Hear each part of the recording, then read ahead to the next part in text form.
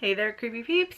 My name is Nightmare Maven, and I love talking about horror, both in movie and in book form, which by the title of this video, you can tell we're talking about books today. If you're new here, hi, hello, welcome. So happy you found my channel. Hopefully stick around for a little while. And if you're returning, welcome back. So happy to see you again. Really quick housekeeping, and by really quick, I mean really quick. If you haven't seen my most recent post on like the little community tab on my channel for a new video schedule, I know. I'll just leave it at that. I won't make this video any longer than it is. Just go read that post if you want to. So I have another 3 days off in a row. I think this is going to be the last time that happens until like next year, because we're now moving into like holiday stuff. I work retail, so we're moving into holiday stuff. I thought, what better way to spend this 3 days in a row by doing a reading vlog again. You guys really seem to enjoy the It one. A couple of you guys said like yes to the longer videos, which okay, bet. Like I've been into the Storygraph app a whole hell of a lot. Way more than Goodreads. I'm sorry, like Goodreads is just like ancient and just way not user friendly. And I went and logged all of the physical books on my TBR, and the total was 161 books. When I tell you, like, I knew it was a lot, but I didn't know it was that many, and I had a little bit of a crisis. But I have a lot of like novellas and just kind of shorter books that I want to get to. That's what I'm going to be doing. I'm going to be reading this lovely stack of books here, which I will go through real quick. Today, I am going to get through A Spindle Splintered, which does not come out until October. I have an ARC from work because I work in a bookstore. It is supposed to be a sapphic retelling of Sleeping Beauty, and I'm all for that. I love that. Let's do it. Also picked up Junji Ito's new book, Censor.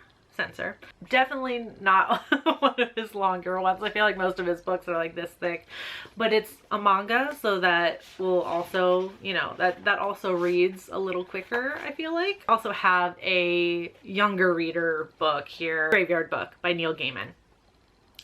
Perfect for spooky season. And I found a full cast audio reading of this. I feel like I'm probably gonna end up listening to this more than I read it. Also have a, I guess I'll just mention it now. I threw an anthology in there because I feel like I can parcel this out and read it over 3 days because it's just a bunch of short stories.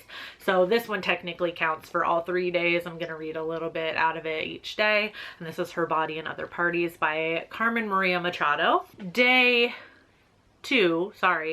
day two, I'm going to tackle Goddess of Filth by V. Castro. This is one of my like most anticipated books of the year. Again, a novella, quite short. Should be able to get through this rather quickly.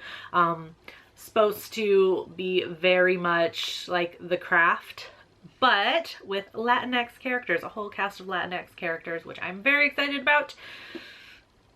I can't wait to read this. I am also going to tackle The King in Yellow, which is kind of an anthology. I think it's supposed to be 4 different stories that are all about this play that is banned because it like drives people crazy. That's like the premise for like each of these stories. My last day 2 book is going to be The 7 Days of Peter Crumb by Johnny Glynn, which has been recommended to me by one of my lovely patrons, Liam. It's supposed to be about a man who has like 2 different personalities.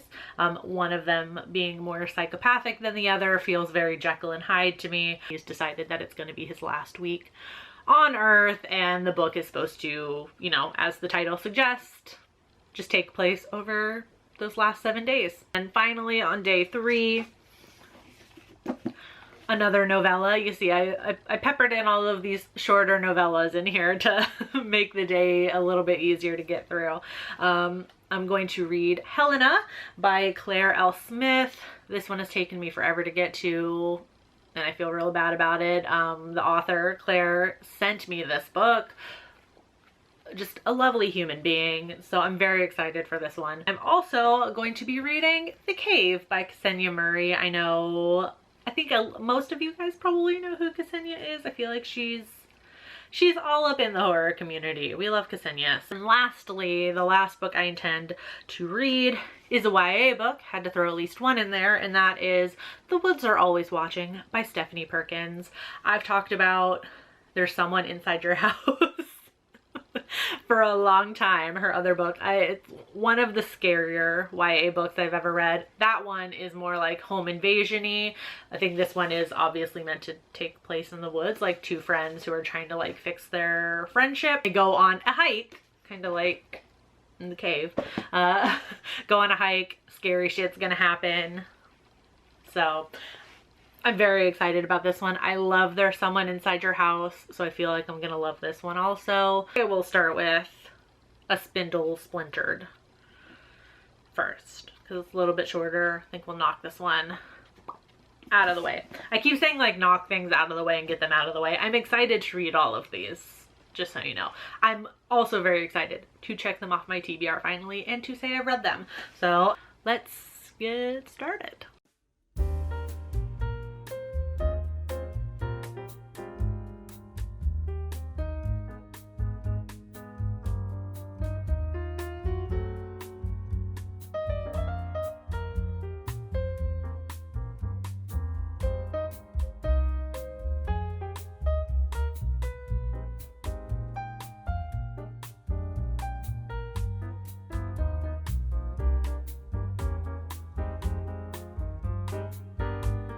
Alright, so it has been about 3 hours, going on 3 hours. Finished A Spindle Splintered, and I went ahead and just went for censor, and I figure I could talk about both of them now because this one is quite short and this is a manga, so it's not a whole lot of content in here, and it's a shorter one. So this was a really good, like, fun, short read. It's only 120 pages. I will say, for how short it is, the characters are really well drawn. They're quite likable. And there is, I mean, you're not going to get a huge character development for every single character because it's so short. We're only following the main character, but I would say that we get sufficient enough character development for her that I am very satisfied as somebody who prefers more character-driven stories. There's a huge fantastical element of this idea that this Sleeping Beauty story has been told so many times in so many different forms that it spans a multiverse. There's a multiverse in here. It's like, it's an interesting concept that is explained well enough in a short amount of time that I don't feel like it was lacking, and I was like on board for it. I was like, okay, cool, like I'm following you. I got, you know, like, I understand. The book has like little illustrations throughout, which I thought was super fun. Kind of felt like a kid's book, although it's not a kid's book. This is an uncorrected proof, so I don't know if that's what the, you know, if they're going to be black and white, the illustrations like that when the book comes out, or if they're going to be in color, or what it's going to look like. But I thought this was a great read. It comes out in October. I also just finished Censor. This was a weird one, in that I feel like it's saying something. I haven't read every single Junji Ito book, but I feel like weird is weird is his thing. This one is so weird. It's pretty much about just like the horrors of deep space, essentially, through these like angel hair things, which is like some sort of like phenomena from like volcanoes or something about like the ash, and it, you know, forms like wisps of things that look like hair. It's kind of hard to explain like everything that happens in such a short book, but it felt like a lot. I'm hoping some other people in the comments have read this and we can talk about it a little bit, because I feel confused.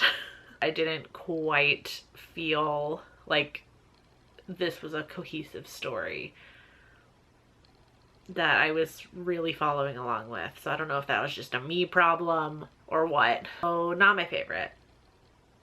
But the art is obviously unmatched. There are, you know, there's something in the way he like draws faces. So unsettling and so cool. I'm gonna try and find an example real quick. Like, that's just like a light example.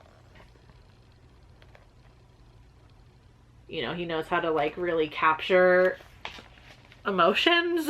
I'm gonna go get something to eat now, and then we just have the graveyard book. And plague pits.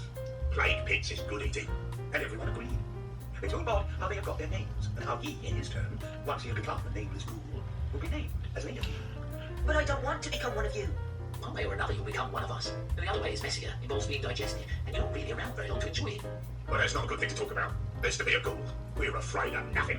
Okay, so I finished the graveyard book. Finished it about an hour ago. I stopped to like make dinner and make this one down here dinner. So the ending made me cry, and I didn't want to film right after, so gave myself time to calm down a little bit. This was fantastic.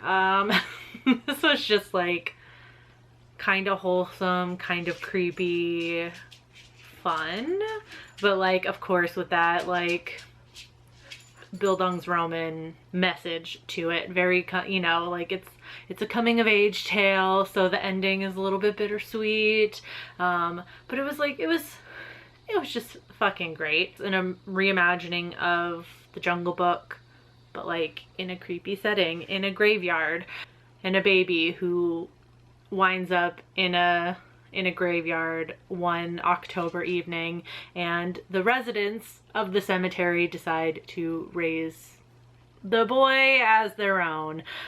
So most of the chapters are kind of just, you know, like scenes from Nobody growing up, and kind of like the lessons he picks up along the way. It's just great.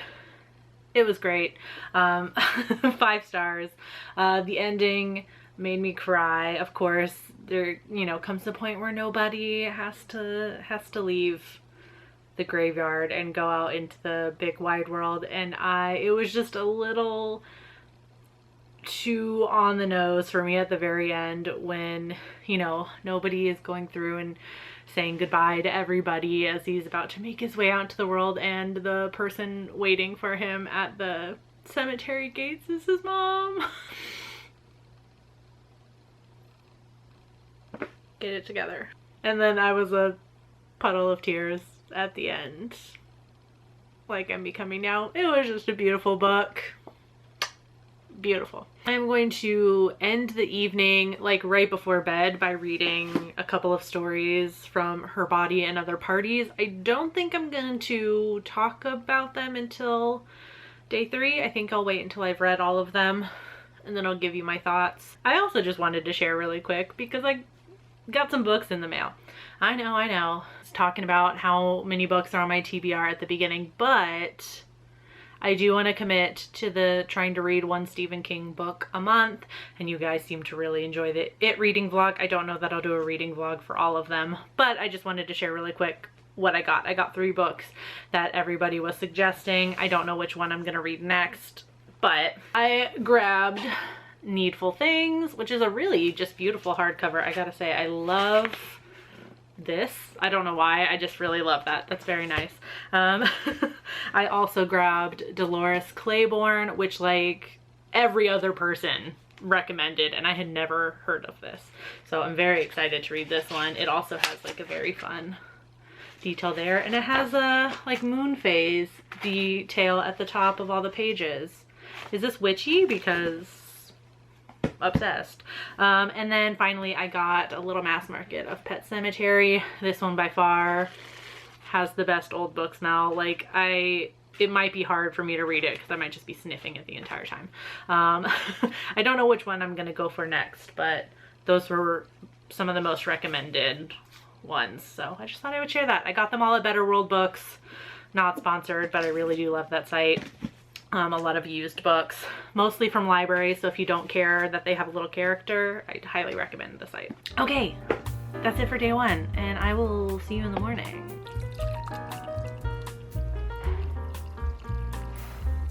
Welcome to day 2 of this impromptu readathon to try and put a dent in my TBR, even though it's not really going to put a dent in anything. But it's super satisfying to finally read some of these books. All right, so the ones I'm going to start and finish today are The 7 Days of Peter Crumb by Johnny Glynn. I'm also going to be reading The King in Yellow by Robert W. Chambers. Last thing I'm going to read today is Goddess of Filth by V. Castro. This is supposed to be like The Craft, but with a group of Latinx witches, and I am so stoked to read this one. If you remember the very beginning of the year when I was talking about like my most anticipated horror books of 2021, this was on the list, so I am very excited to read this one. Pretty easy decision. I think I'm gonna start with this one this morning because I'm just so excited to read it.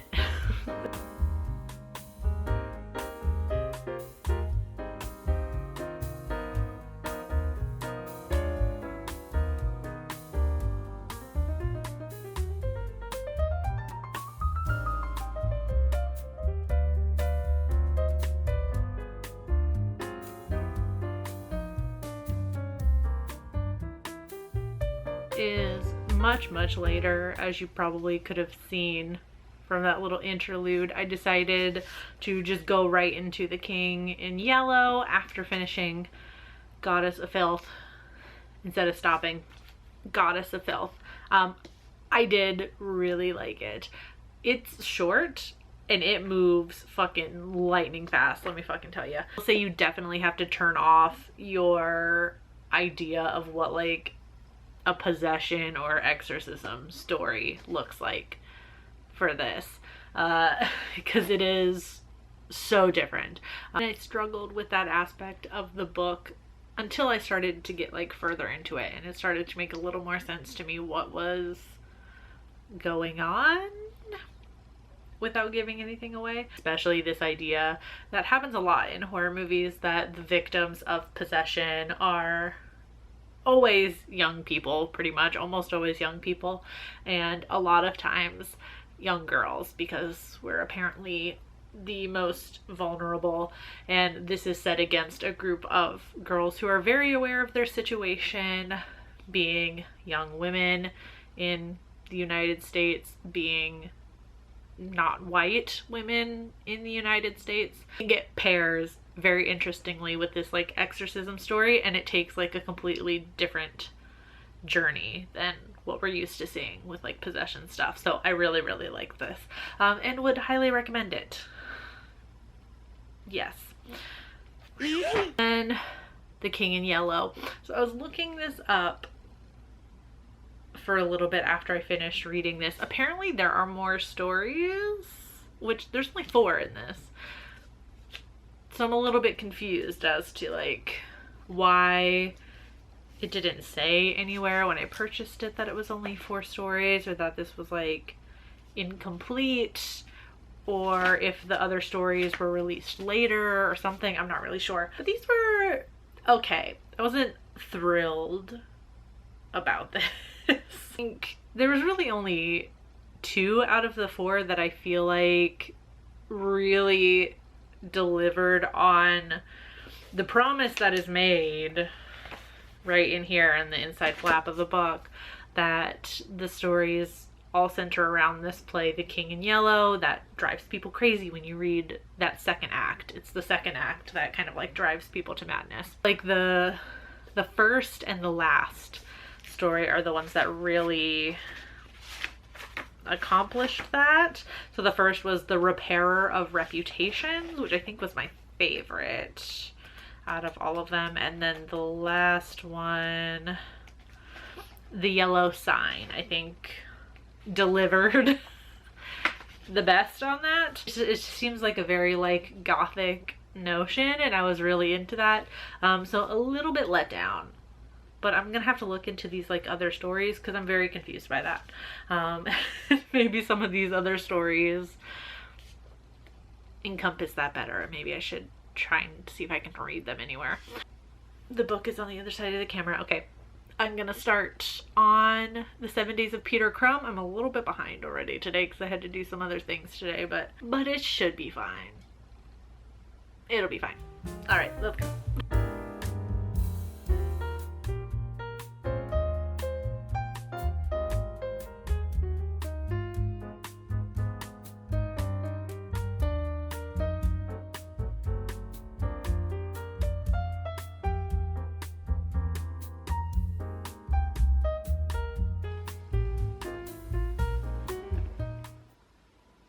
So it's day 3. I didn't film the rest of last night because I was trying so incredibly hard to get through this, and I'm so sorry, Liam.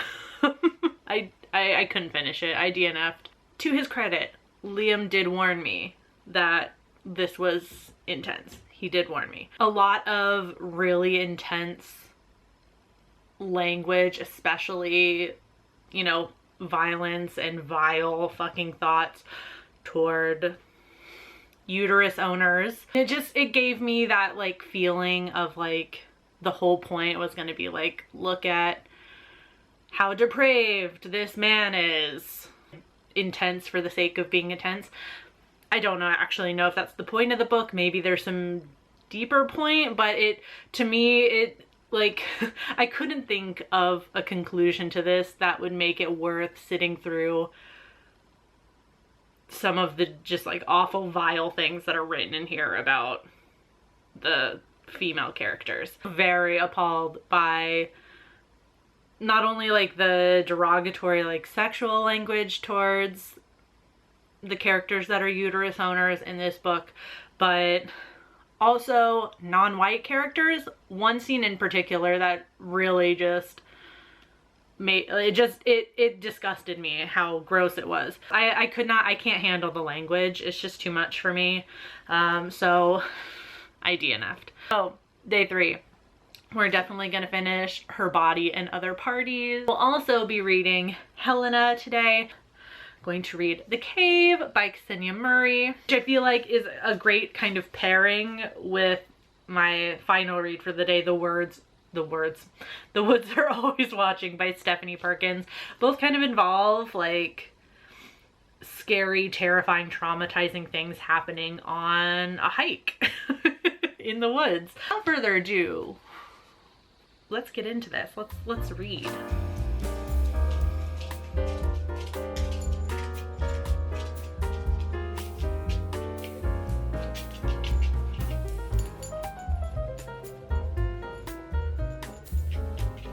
Oh, stop it! I'm trying to read. I'm trying to read. You're on camera, you know? You're on camera doing this. Loved the vibes of this one. Very gothic, very spooky. Perfect for like Halloween season if this is something you'd be interested in. I think it was pretty well paced.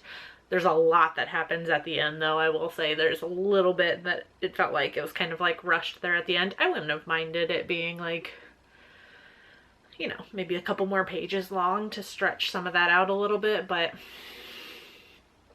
it's a quick read. It moves quick. I liked the characters, especially Helena. Like, I love her as a character. Just this mortician who can also see ghosts. Love that. There's sapphics in this. I will say there are sapphics. Whoop, whoop, whoop. Even though it's a little bittersweet. Definitely kind of a bittersweet ending all around. Highly recommend this one if you're looking for something very like dark and to give you like Tim Burton-y vibes for Halloween season. I think, which one do I want to read next? I think I'm going to go for The Woods Are Always Watching next, just because I remember there's someone inside your house reading very quick also, even though this one is a little bit longer, 220 pages, so just a smidge longer. So here we go.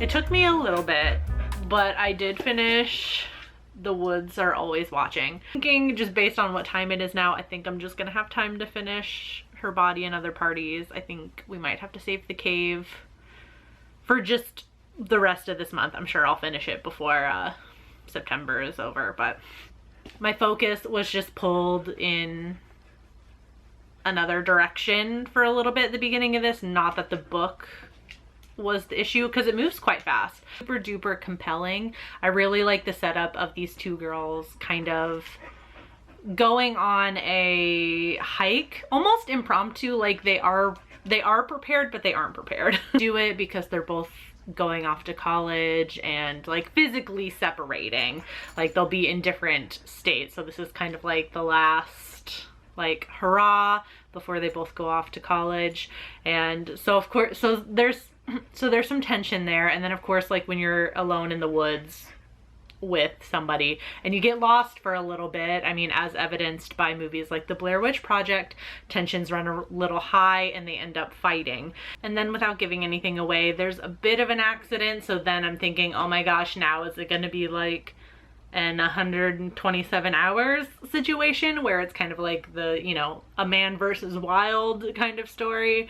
I won't give away what it is, but it is extremely scary, and it's a very, very clear metaphor for these girls' friendship, like going into the woods and having it tested. They're both equally compelling and frustrating.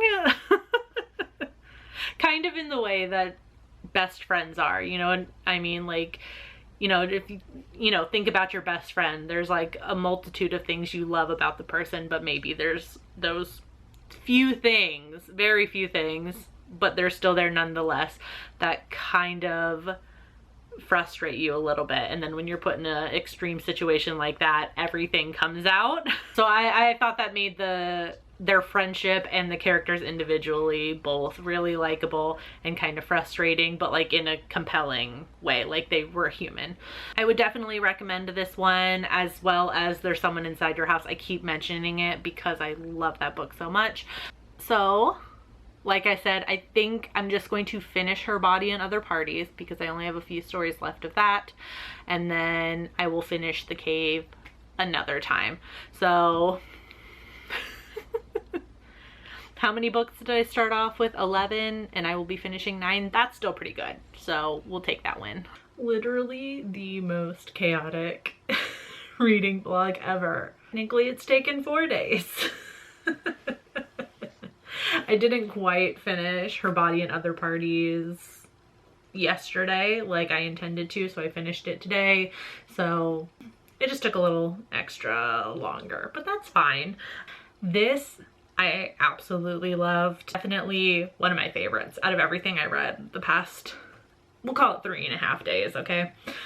I really, really loved how, even though there's only 8 stories, Machado plays with narrative structure in pretty much all of them. So they all not only feel fresh because they're a different story, but because they're formatted in different ways that make it interesting to read. My favorites were definitely The Husband Stitch, which was a play on The Girl in the Green Ribbon. Really loved this new take on it in a more feminist reading of it, I guess. This idea that this woman and her like boyfriend, then fiance, then husband, literally just can't let it go, that there's just this one thing about her, this green ribbon around her neck, that he can't have, like he can't know about, and just like can't fathom that there is something about his wife that is not for him.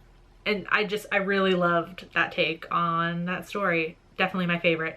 I also liked the Heinous Crimes, especially Heinous, which was playing with Law and Order SVU. The format of that one was insane. Took some wild turns, but that was also one of my favorites. Overall, only one I didn't actually get to, which is okay. It's still next on my immediate TBR. I think once I finish My Heart is a Chainsaw, I'll probably finish out the month with this. And one DNF, which is also fine. It just wasn't for me, and that's okay. I guess really the only one that I like finished that I wasn't like super jazzed about was like The King in Yellow. But I also have to figure out like what stories I'm missing, because I'm very confused as to like why some publications of this have like twice as many stories. Very confusing. I don't know if the stories I'm missing will like